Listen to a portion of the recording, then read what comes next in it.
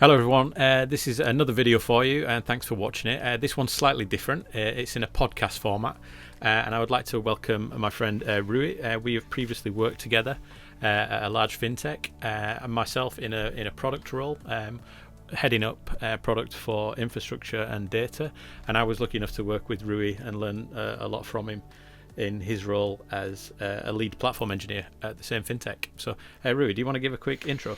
Yeah, hi, I'm Rui. I am a lead cloud platform engineer in a fintech company in London, and my main expertise or specialty is with Google Cloud, and I dabble a bit in AWS as well, but I am most comfortable in Google Cloud at the moment. Cool. First thing is to say thanks, Rui, for joining this call. People are well aware of DevOps, right? But I think we're less aware of what platform engineering is, and really for me, platform engineering is fundamentally about sometimes medium or large businesses having the resource to be able to create coherent ways that engineers, developers can interact and use the underlying infrastructure business in a way that doesn't load them cognitively and reduces friction and enables them to sort of operate within guardrails so that sometimes regulated businesses can even operate at all.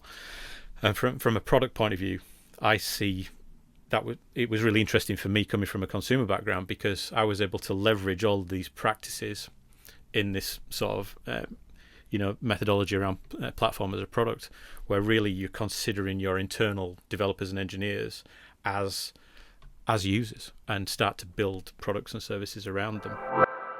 A pattern is essentially something that you see across the organization is going to be used a lot, and it's trying to abstract the developer from all that cognitive load that is to configure the infrastructure, the security, the management, the monitoring, the logging, all that stuff is done for you. But that cognitive load is now being transferred to someone else. So the developer gets a service that is really nice and works for you. Probably it will work for you in a very specific case. But then the disadvantage of that is that cognitive load has to go somewhere. So it goes to the platform engineer. So suddenly the platform engineer is sort of like a DevOps engineer that is doing the same role as a DevOps engineer and as a platform engineer that is building the infrastructure. You're also now building the application. You're also now working with developers. You're working with security. You're working with all the teams to make sure that what you're building is scalable, works fine, has all the best practices built in. And I think that's the biggest challenge. So the cognitive load doesn't die; it just moves somewhere else. It's transferred, isn't it? Yeah, it's like the sort of pure physics. It's like energy isn't correct. You can't remove it. It's just transferred into something else. Yeah, that's a really good way of thinking about it, because and large companies and I know from a startup point of view just how difficult it is to try to know everything you need to know about working in a payments company, for example, and trying to operate in that environment and set and configure your actual technical environment to make sure that you're operating in the correct way, as well as building a product at the same time. If you put yourself in the persona of an engineer, as well as building a product or a platform for your customers and your end users that does what they want. So you're having to wear multiple hats all of the time as an engineer without these kind of pre-built services, and that is incredibly difficult, I think. And you touched on it there, which is you didn't touch on it, you described it, which is the flip side of this, which is articulating to engineers of the unseen consequences of doing something, and to have that conversation with them as your customer to say, well, this is why it's like it is.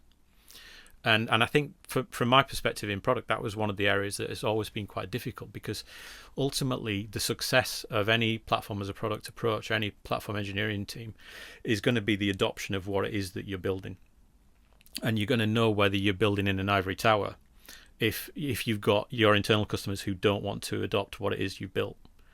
And if you've built your thing in such a way, then that platform is going to be descriptive in its usage. So it's going to be clear to engineers who are using it internally the benefits of using it, just like it would be if you were trying to convince a consumer to use your product.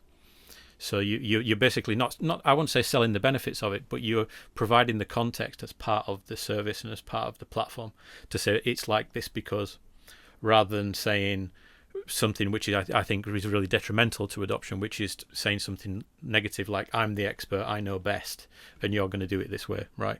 That's the negative really in terms. You can choose to use the services you sell or you give to them, or they can choose to go their own way.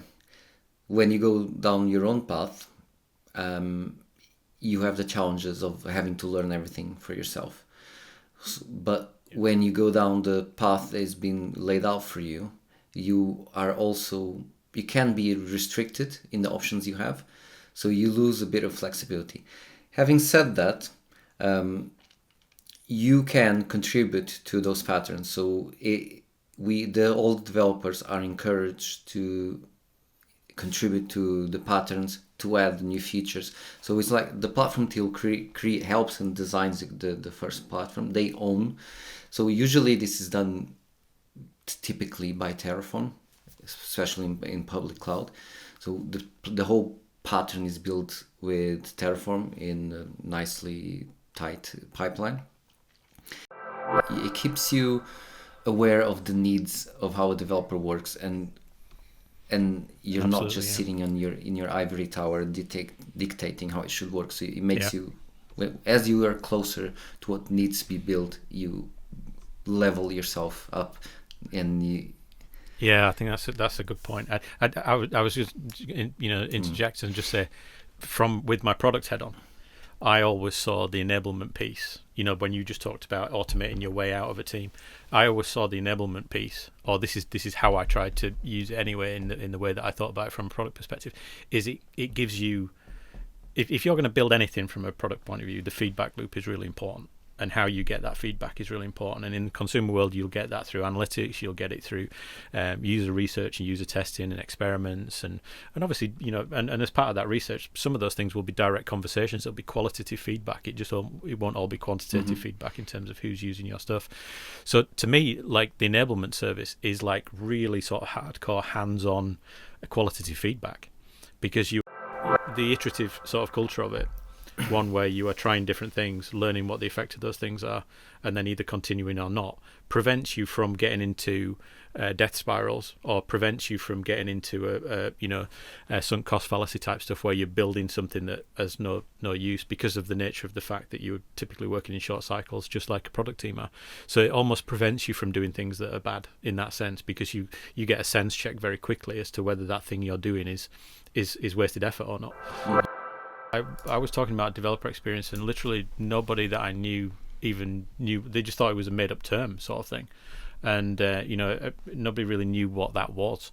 And the notion that we should consider developers and engineers as customers was a relatively. I mean, it was obviously in practice in some companies, but in the vast majority of corporates, it just wasn't a thing that people really thought about. But what I did see at that time, I'm going back to like 2022 now, were people saying, actually, we want to take a different approach. We know there's a limit in terms of what we're doing. We need to take a different approach with stuff.